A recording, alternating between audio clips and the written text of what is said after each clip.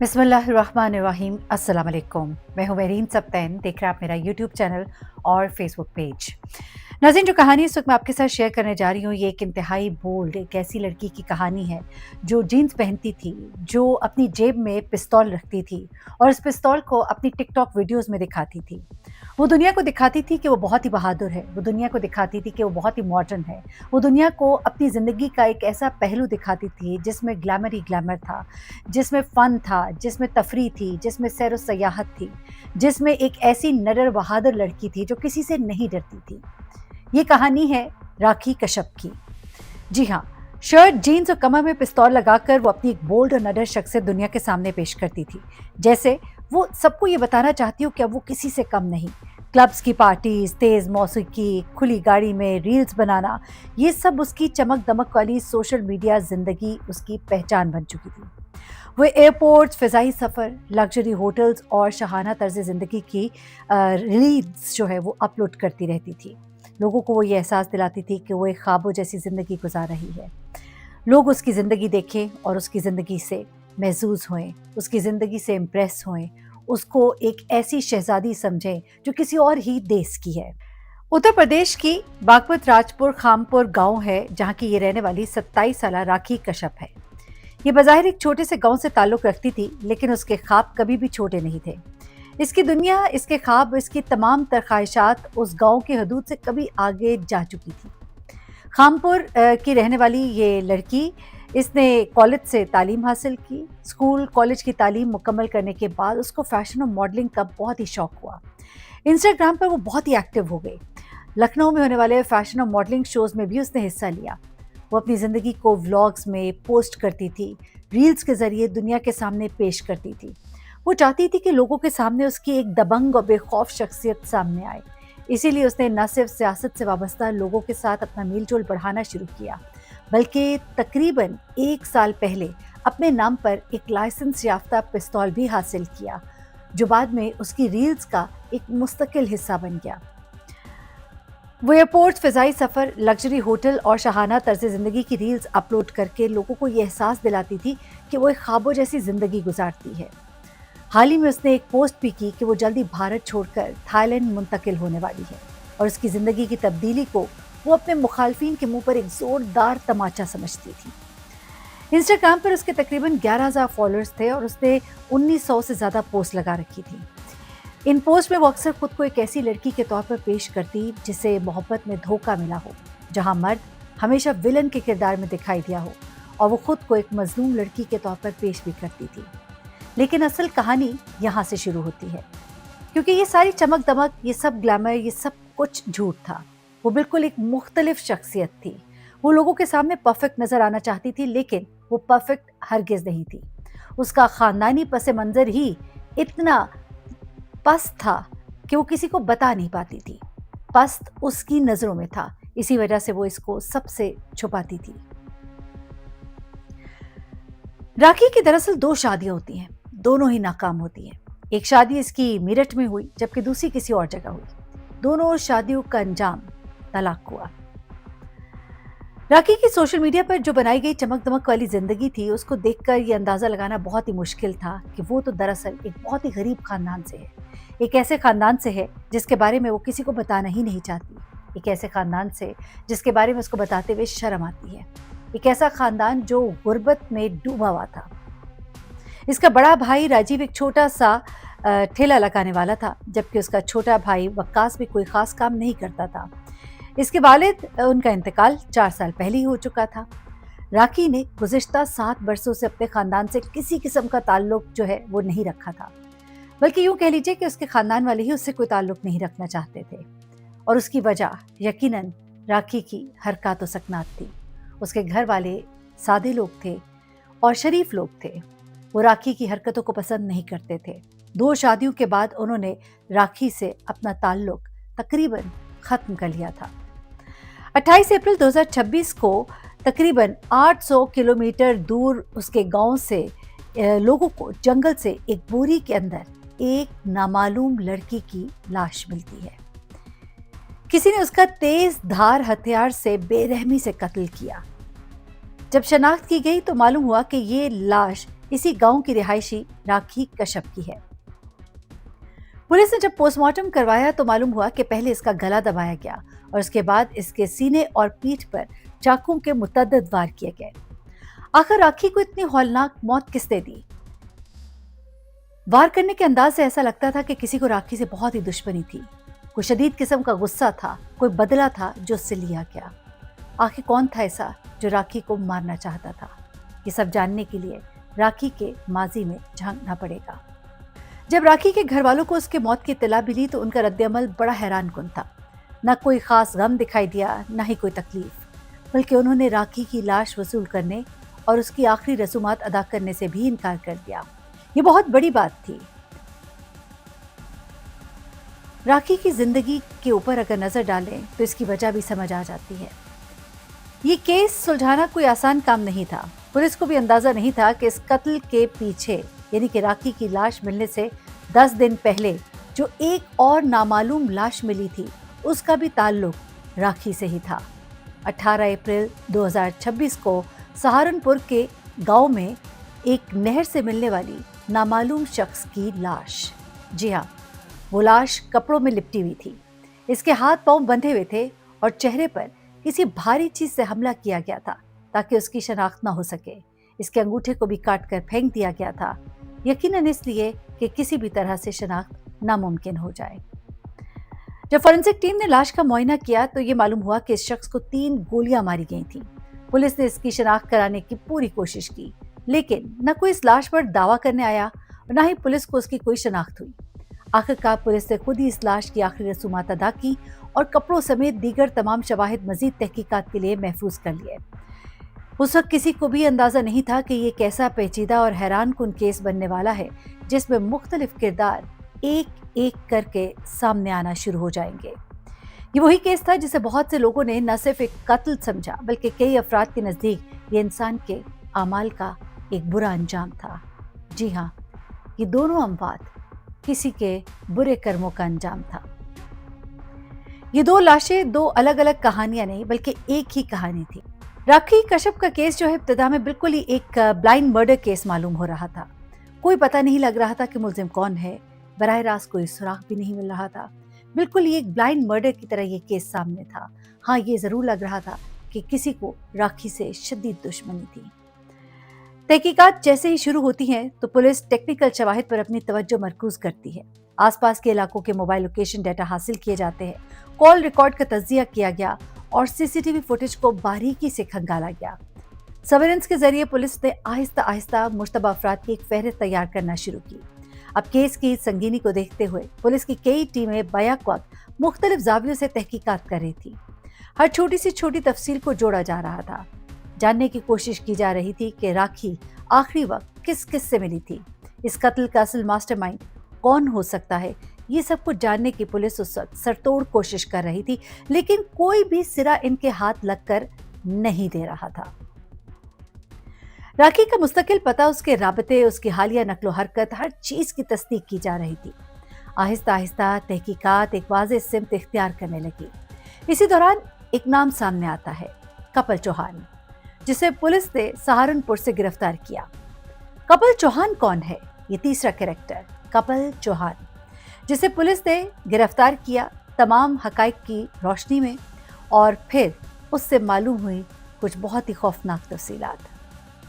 राखी डोडा में बतौर कॉन्ट्रैक्ट मुलाजिम काम करती थी। अब आप जरा राखी की माजी की कहानी सुनेंगे और कुछ माजी से जुड़े उसके राज जानेंगे तो फिर आपको मालूम होगा कि राखी ने किया क्या था और किन बुरे कर्मों की उसको सजा मिली थी। राखी डोडा में बतौर कॉन्ट्रैक्ट मुलाजिम काम करती थी, जो एक सरकारी इदारा है। लेकिन हैरानकुन बात यह थी कि सोशल मीडिया पर वो जिस शहाना तर्ज जिंदगी की नुमाइश करती थी, वो एक मामूली तनख्वाह वाली कॉन्ट्रैक्ट मुलाजमत से तो मुमकिन हरगिज़ नहीं था। दरअसल राखी इंतहाई शातिर, लालची और चालाक औरत थी। उसे पता था कि जिंदगी में आगे निकलने के लिए ये नौकरी जो है ये उसके मकासद को हल नहीं कर सकती। उसकी मंजिल मकसूद बहुत ऊपर थी, बहुत दूर थी, और ये मुलाजमत जो है ये उसे कुछ भी नहीं दिला सकती थी। हाँ, थोड़ा सा शायद असरो रसूख। राखी ने एक नया धंधा शुरू किया। वो मालदार लोगों को अपना निशाना बनाने लगी। पहले उन्हें मोहब्बत के जाल में फंसाती, उनके साथ ताल्लुकात का ड्रामा करती और फिर ब्लैकमेलिंग का एक घिनौना खेल शुरू हो जाता। इसी तरीके से उसने कितने ही लोगों से भारी रकम वसूल की, जब कई दूसरे अफराद के साथ उसके ज़ाती और माली तनाज़ात भी चल रहे थे और अगर कोई उसके खिलाफ खड़ा हो जाता तो वो अपने मुकामी सियासी ताल्लुकात का रूप डालकर उन्हें खामोश करा देती।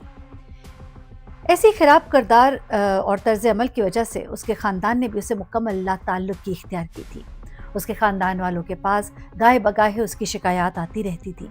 उन्हें बताया जाता था कि राखी किस तरह से मर्दों पर डोरे डालती है और उनको फिर डराती है, धमकाती है और ब्लैकमेलिंग करती है। इन्हीं बातों की वजह से राखी के भाई लोगों से मुंह छुपाते फिरते थे और आखिरकार उन्होंने राखी से कतई ताल्लुक कर लिया और सबको कह दिया कि हमारे लिए राखी तो मर चुकी है। अगर जिंदगी में कभी वो मर भी गई तो हम में से कोई भी उसकी लाश को ठिकाने लगाने के लिए आगे नहीं आएगा।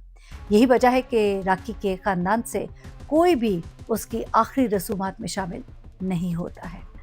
दूसरी तरफ राखी का बढ़ता हुआ लालच उसे आहिस्ता आहिस्ता जुर्म के एक ऐसे दलदल में धकेल रहा था जहां से वापसी मुमकिन नहीं थी। शायद यही वजह थी कि उसकी शादीशुदा जिंदगी भी कभी कामयाब ना हो सकी। उसकी दूसरी शादी भी टूटी और तलाक के बाद वो इस इलाके से ही दूर चली गई। उस इलाके से पहली बार जाने की वजह एक शादीशुदा शख्स था और उसके साथ चलने वाला इसका मुआशका था। दरअसल राखी का अपने ही दफ्तर के एक शोबे में 2018 से काम करने वाले 37 years old city mission manager Vikrant Kumar के साथ गुज़िश्ता 3 साल से ताल्लुक था। विक्रांत कुमार का ताल्लुक असल में उत्तर प्रदेश के प्रयागराज से था और वो भी अर्जुन कॉलोनी का ही रहने वाला था। उसकी बीवी प्राची नोएडा में महकमा आबपाशी में मुलाजमत करती थी और अपनी बेटी के साथ वहीं पर रहती थी। विक्रांत की बीवी प्राची राखी और विक्रांत के इस ताल्लुक से मुकम्मल तौर पर बेखबर थी, जबकि दूसरी तरफ राखी और विक्रांत एक दूसरे से शादी करने के मंसूबे बना रहे थे। लेकिन विक्रांत राखी की असल फितरत से नावाकिफ था। विक्रांत को इस बात का जरा भी अंदाजा नहीं था कि राखी की असल नीयत उसके पैसों, उसकी जमीन में की गई सरमायाकारी पर कब्जा करना थी। इस मकसद के लिए उसने बरसों तक मोहब्बत का ड्रामा रचाया और इसी मंसूबे को अब अमली जामा पहनाने का वक्त आ गया था। इस कहानी में एक नए किरदार की फिर एंट्री होती है, सुधारस चौहान। सुधारस चौहान जो है वो भी इसी इलाके का रहने वाला था। भारतीय जनता पार्टी का ये मुकामी रहनुमा भी था और राखी के साथ उसके करीबी ताल्लुकात भी थे। एक असर और रसूख वाला इंसान था जिसको राखी की जरूरत थी और राखी को उसकी जरूरत थी। राखी ने सुधार से कहा कि अगर हम दोनों मिलकर विक्रांत को अपने रास्ते से हटा दें तो हम दोनों को काफी पैसा मिलेगा और वो पैसा हम दोनों आपस में बांट लेंगे। उस पैसे पर राखी ऐश करना चाहती थी और अब विक्रांत भी उसका हमख्याल हो गया था। विक्रांत ने राखी के साथ मिलकर एक बड़ा ही खौफनाक प्लान बनाया। इस दौरान राखी और विक्रांत के दरमियान ताल्लुकात मुसलसल खराब हो रहे थे। राखी उसे बार बार धमकियां दे रही थी, उसकी जिंदगी तबाह करने की बातें कर रही थी। यहाँ तक कि दिसंबर 2025 में गुस्से के आलम में उसने विक्रांत की गाड़ी को आग भी लगाई थी। विक्रांत बुरी तरह इस मामले में फंस चुका था। आखिरकार वो इतना मजबूर हुआ जब राखी ने उसको डराना, धमकाना और ब्लैकमेलिंग उसके साथ शुरू की तो इस बात से डर कर उसने पहली बार अपनी बीवी को एतमाद में लिया और उसको हर बात बता दी ताकि वो इस ब्लैकमेलिंग के चुंगल से आजाद हो सके। दूसरी तरफ राखी के दिलो दिमाग पर सिर्फ और सिर्फ लालच था। वो बेचैन थी। अब वो हर कीमत पर विक्रांत की जायदाद और दौलत पर कब्जा करना चाहती थी, इसलिए उसने इस कत्ल का मंसूबा बनाया। अब इस कहानी में एक और किरदार जो शामिल हुआ था उसका काम शुरू हो जाता है। कपिल चौहान जो सुधारस चौहान का करीबी दोस्त भी था। सुधारस ने अपने दोस्त कपिल को पैसों का लालच देकर विक्रांत के कत्ल के मंसूबे में शामिल किया। ये दो लोग विक्रांत के कत्ल की मंसूबाबंदी करते हैं और किसके कहने पर? राखी के, क्योंकि राखी ने उन्हें बहुत सा लालच दिया था।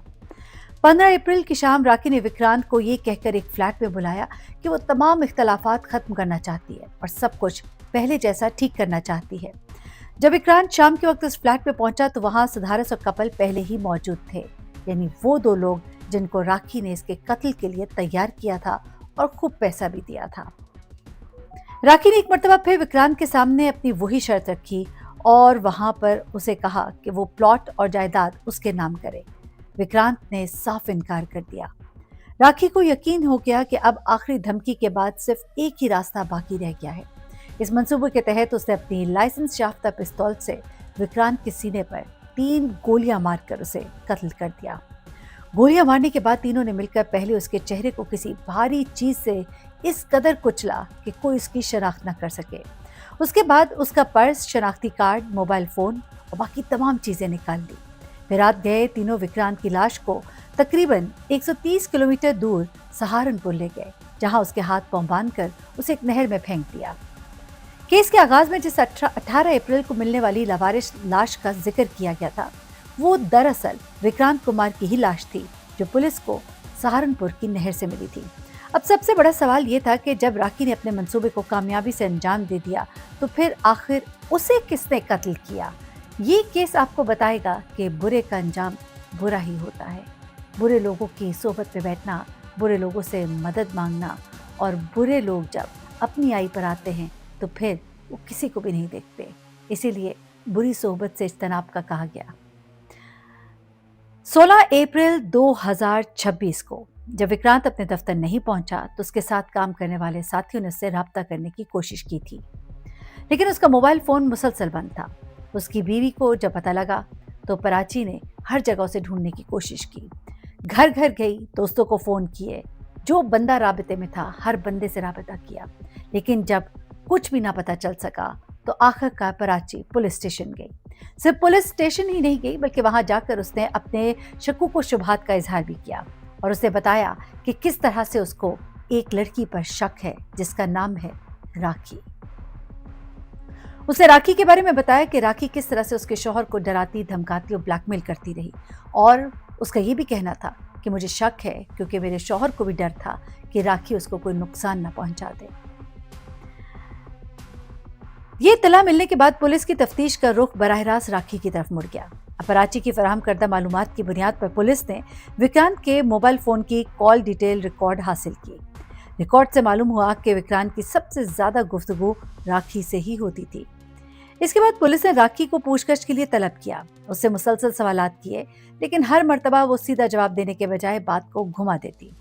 पुलिस को राखी पर शक तो हुआ, लेकिन उनके पास कोई मजबूत सबूत नहीं था, इसलिए इब्तदाई पूछताछ के बाद उसे जाने दिया गया। जब सुधारस चौहान और कपिल चौहान को यह मालूम हुआ कि पुलिस ने विक्रांत के मामले में राखी को पूछताछ के लिए बुलाया, तो वो दोनों खौफजदा हो गए। उन्हें लगने लगा कि अगर पुलिस ने राखी से हकीकत उगलवा ली तो वो भी पकड़े जाएंगे। यही वो लम्हा था जब इन दोनों ने वो खतरनाक प्लान बनाया जिसका अंजाम राखी की मौत की सूरत में हुआ। लेकिन अब आगे आगे सुनिएगा कि उन्होंने ये सब कुछ किया कैसे।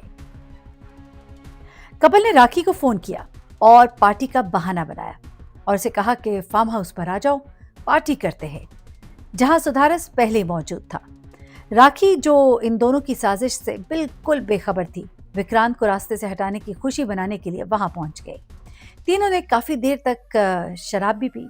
सुधारस और कपिल सिर्फ पीने का ड्रामा करते रहे ताकि उन्हें की ज्यादा नशा ना हो जाए।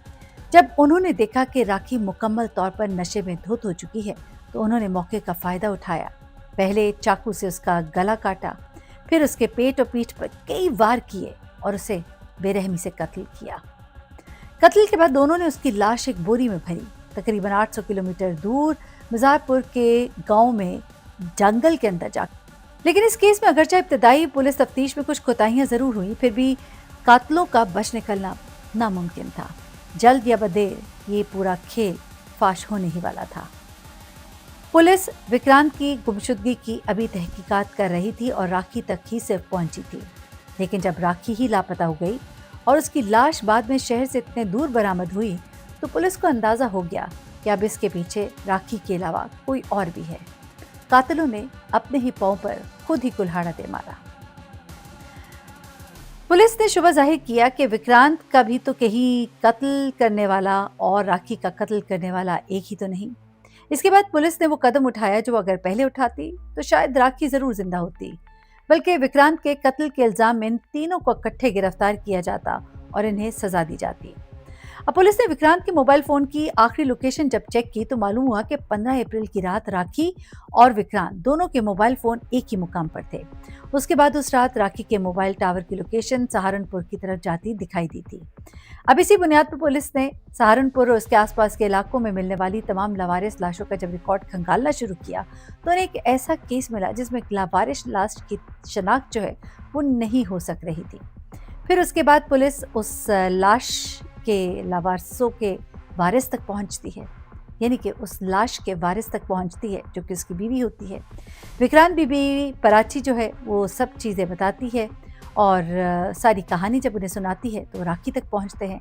राखी के जब कॉल रिकॉर्ड्स को चेक किया जाता है तो उन कॉल रिकॉर्ड्स में निकलता है कपिल चौहान। ये था वो पूरा सिलसिला जिस तक पुलिस पहुंची और आखिर पहुंची कपिल चौहान तक। कपिल की गिरफ्तारी के बाद जब उसने दौरान तफ्तीश अपने जुर्म का इतराफ़ किया तो उसने बताया कि दरअसल इन दोनों को मारने वाला वो है। जुर्म की दुनिया में कभी भी कोई वफादार नहीं होता। सिद्धारस और कपिल ने राखी के साथ मिलकर पहले विक्रांत को कत्ल किया, लेकिन जब उन दोनों को ये पता लगा कि अब पुलिस राखी से पूछताछ कर रही है तो ये दोनों डर गए, घबरा गए और फिर इस डर और खौफ से कि कहीं राखी पकड़ी ना जाए और अगर वो पकड़ी गई तो ये भी पकड़े जाएंगे, तो इन्होंने राखी के कत्ल का प्लान बनाया और उसे बड़ी ही बेदर्दी से मारकर यूं लावारसों की तरह फेंक दिया जिस तरह उसने विक्रांत को लावारसों की तरह फेंकवाया था। कहते हैं कि जैसी करनी वैसी भरनी, बुरे का अंजाम बुरा ही। राखी की जिंदगी एक ऐसी मिसाल है जो सोशल मीडिया की चमकती हुई जिंदगी की एक बदसूरत मिसाल है। एक निहायत ही मामूली और सादा खानदान से ताल्लुक़ रखने के बावजूद लग्जरी ज़िंदगी की नुमाइश करने वाली राखी दरअसल एहसास कमतरी का शिकार थी और इसी को छुपाने के लिए उसने जो रास्ता इख्तियार किया उसके बाद वो जुर्म के एक ऐसे दलदल में धंसती चली गई। कहने को तो राखी के सोशल मीडिया पर हज़ारों फॉलोअर्स थे, लेकिन जब उसकी लाश मिली तो हकीकी ज़िंदगी में उसके अपने ख़ानदान तक से कोई उसको लेने ना आया। लावारसों की तरह उसका अंतिम संस्कार कर दिया गया। अपना बहुत ख्याल रखिएगा, दुआ में याद रखिएगा। अल्लाह हाफ़िज़।